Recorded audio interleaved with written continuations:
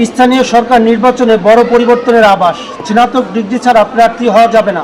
স্থানীয় সরকার সংস্কার কমিশন এমন একটি প্রস্তাবনা দিতে যাচ্ছে যেখানে পৌরসভা, সিটি কর্পোরেশন, ইউনিয়ন পরিষদের চেয়ারম্যান, উপজেলা ও জেলা পরিষদের চেয়ারম্যান পদে প্রার্থী হতে কমপক্ষে স্নাতক ডিগ্রি থাকতে হবে।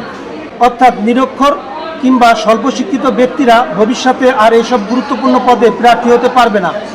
এছাড়াও সরাসরি ভোটের বর্তমান ব্যবস্থার পরিবর্তন আনার কথাও জানিয়েছেন কমিশন।